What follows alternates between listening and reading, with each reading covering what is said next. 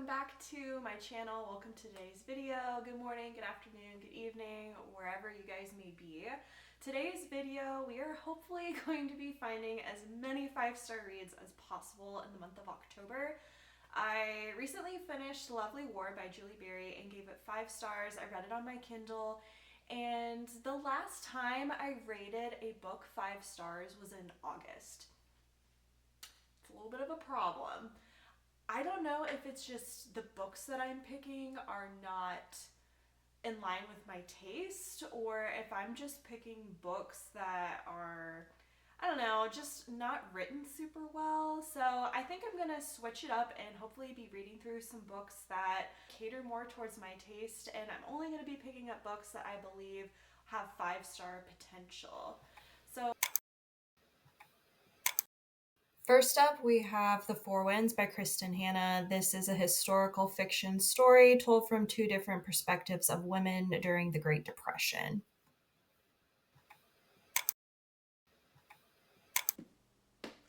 Well, you guys, I really thought that I was going to sit down and do a little bit more of a reading vlog with The Four Winds. As I kind of finished it up, I had like 40 pages left and I just binged the whole thing. I couldn't put it down, and of course this book is so incredibly sad. I was just like sobbing my way through the last little bit of this book, so it was just not a good time for me to like vlog myself basically. In summary, was this a 5-star read like I had predicted? And the answer is yes. And the reason why this book deserves a 5-star is due to the fact that the writing is absolutely amazing. Kristin does a fantastic job with creating these characters that feel super real, and even though it is fictional, she does a lot of her writing based upon true events. She does a great job with researching. Kind of the historical accuracy that goes into her writing is done super well. And for that reason, the story just comes alive for me. It's a story that is honestly really sad. Like, the makeup of this book has a lot of dark things that occurred during American history in the 1930s with the Dust Bowl, with workers' rights. That's talked about in this book. The complexities of the political climate, all of these things coming together that make up the Great Depression. This book will change your life on how you look at your day to day. Like, the things that the American people had to go through during this time, I'm like gonna tear up just thinking about it. It is absolutely insane. The fact that our ancestors had to go through something like this.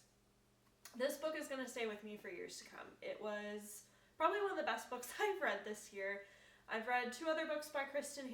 They've both been 5 stars. So I think it's safe to say that Kristin is now a 5-star author for me. Yeah, there's really nothing bad I can say about this book. It's amazing. Please read it. If you want your heart ripped out with great character development and a very intricately woven plot story, this is the book for you. A Court of Mist and Fury is the second book in the ACOTAR series by Sarah J. Maas. This is a high-stakes fantasy romance book written from Feyre's perspective.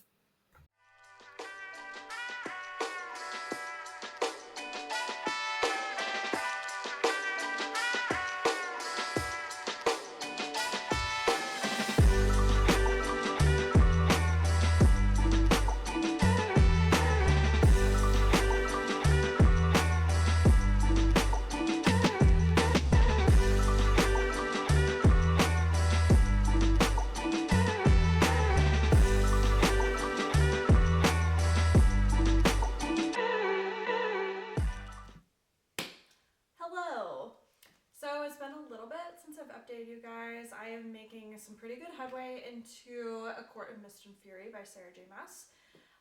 Yeah, I would say that's probably like 30% of the way through at this point.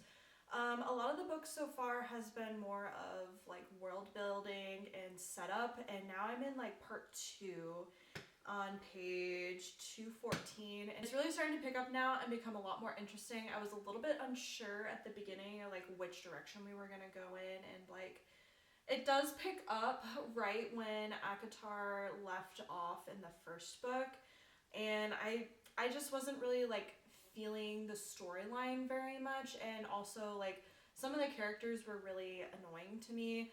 It's starting to come together a little bit more now, and I'm a lot more intrigued. And yeah, today I don't have a lot going on. I'm really hoping that I can read some more of this book and make a dent in it. It's kind of crazy that I'm like over 200 pages in and I'm barely like halfway there. This is a chunky book, but I do appreciate her writing. Her writing is really fast paced. She does a great job with dialogue, so in that regard it does feel like I'm reading through it quickly, even though the page count's really long. So I'm really excited to pick this up again, so cue the montage. Hi. So it's actually been a couple of days since I've last updated you on A Court of Mist and Fury, and I have been binging this book. Yeah, that's where we're at now, folks. I have made a really big dent in this book. I could not put it down, which is so crazy because like at the beginning of the story, I was so annoyed with Feyre. I just didn't like her character. I wasn't connecting super well with her, but that's completely changed at this point, my initial opinion of her. I'm connecting with her a little bit more since we're reading from her perspective. SJM is just fantastic with crafting really complex plots that are written in a very digestible way. And what I mean by that is like when I pick up this book, it does not feel like I'm reading. I feel totally and completely immersed in the storyline, in the plot. There's really wonderful, thought out like subplots and sub-themes within the story that like captures my attention every single chapter. I cannot stop binging this book and this series. This might actually be a 5-star series for me. And that's saying a lot because I typically do not read fantasy. This is like a genre that I pick up every now and then when I'm in the mood.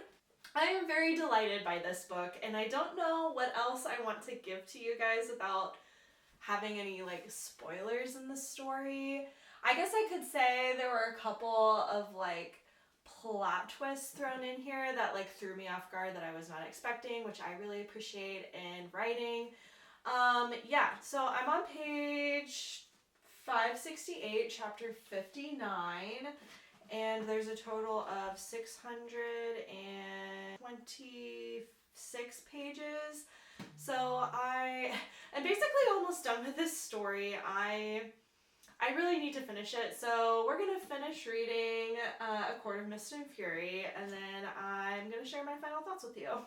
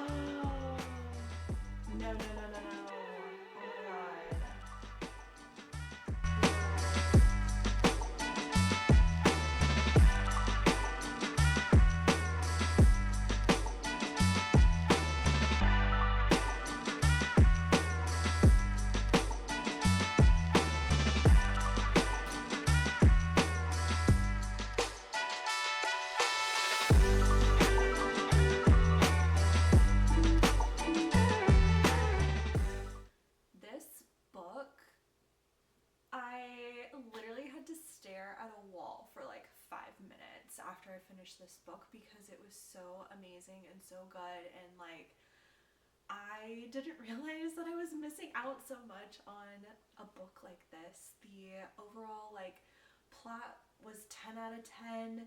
The character development was amazing. I love just the world building that the Sarah J. Maas does in this book is just fantastic. So yeah, is it 5 stars?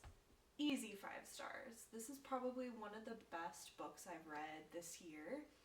I actually loved it so much that I went ahead and ordered the 3rd one in the series, which is A Court of Wings and Ruin, I believe. Akawar, I think. So yeah, that one's on the way from Amazon as we speak. So we're kind of winding down to the end of October at this point, and I don't really have a whole lot of time to really pick up like another thick book. Like Akamef was like really long. Like it was over 600 pages, and I just don't have like the gumption for that right now. So I ended up getting one of my library books that was on hold, just released through Libby. So I'm going to be picking up and reading a book on my Kindle. The book I'm going to be reading on my Kindle is The Love Hypothesis by Ali Hazelwood. I have not read an Ali Hazelwood book since probably the spring, I want to say. I went through like a whole Ali Hazelwood like backlist and just read like 2 or 3 of her books. I think I read Love on the Brain, Love Theoretically, and then there's like a novella that I read, but I can't remember the title of it. I want to say I gave 5 stars to Love Theoretically, so I have high expectations for The Love Hypothesis because a lot of you guys have said that that's your favorite of hers. Normally, Ali Hazelwood does write more like STEM romance books, which I think is really unique. I love a good trope where the nerd ends up getting romance and gets the girl at the end, they fall in love, because nerds need love too, guys. But The Love Hypothesis is a fake dating trope. We're following these 2, I guess one of them's a professor, the main guy is like the professor, and then the girl in the story, she is just trying to get through graduate school. So they end up striking this deal where they end up having to fake date each other. So I think that sounds really cute. I'm really excited to jump into this one and give it a read. It's not very long. It's a little over 300 pages, which is like perfect for a romance book. And yeah, let's get into reading The Love Hypothesis.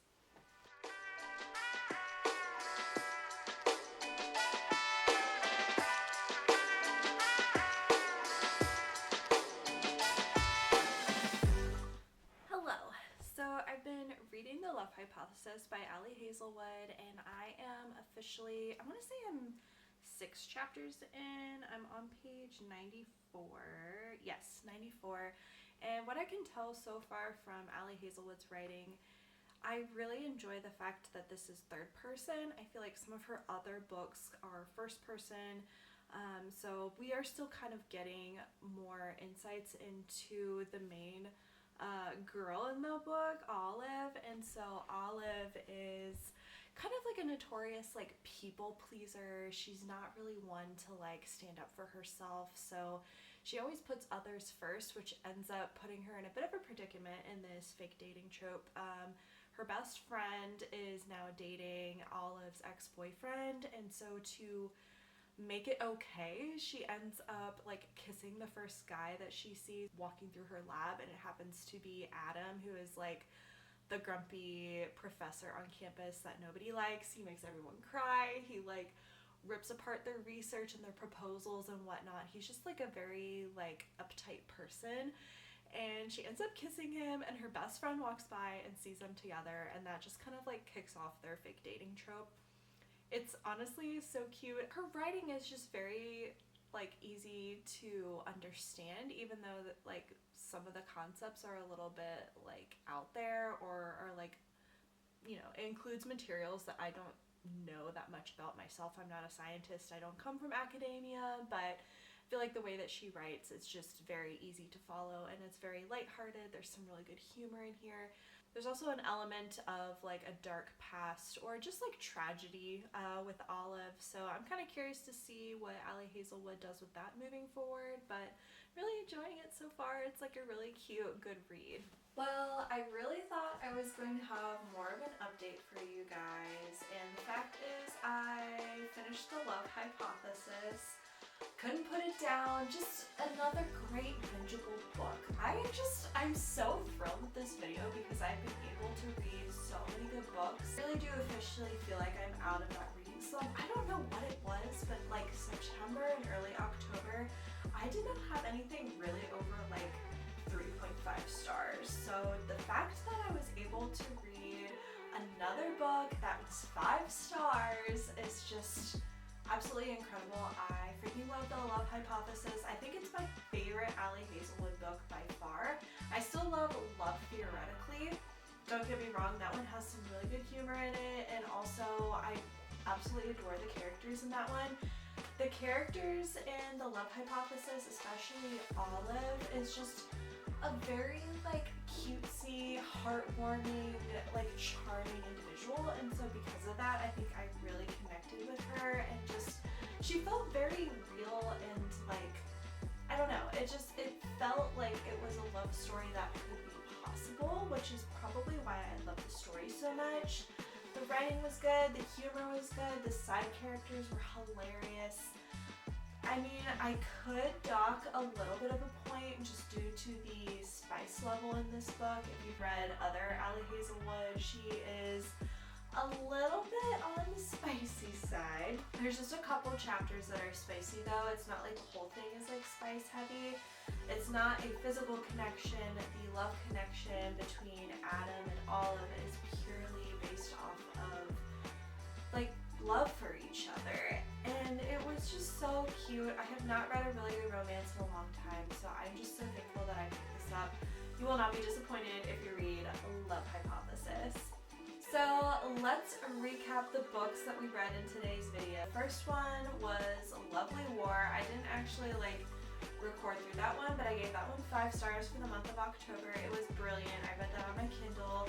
Absolutely amazing historical fiction with a little bit of magical realism element. From there, we ended up reading A Court of Mist and Fury by SJM, also 5 stars. This took me a little bit longer to get through just due to the chunky page count with this one. So I did not leave myself a whole lot of time for the last couple days of October to pick up another book, but this is a romantasy, epic fantasy, YA fantasy, so 5 stars. And then of course we have The Love Hypothesis, also 5 stars. You guys, thank you so much for watching today's video. If you haven't, don't forget to subscribe to this channel, like this video, and leave a comment down below of some of the books that you guys have read recently that you've given 5 stars to. I'm really intrigued to hear what you guys are reading. And yeah, I'll see you guys in the next one soon. Bye!